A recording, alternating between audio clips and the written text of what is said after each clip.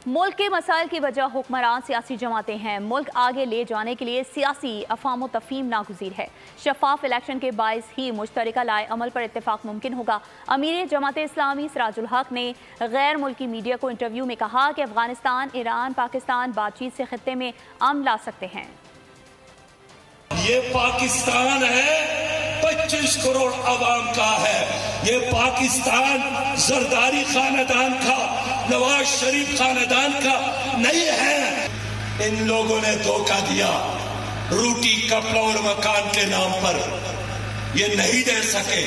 सबसे ज्यादा गुर्बत आज भी अंदरूनी सिंध में है। आपको नवाज की जरूरत है या जीने का हक मांगते हो, तालीम का हक मांगते हो, रोजगार का हक मांगते हो, छत का हक मांगते हो?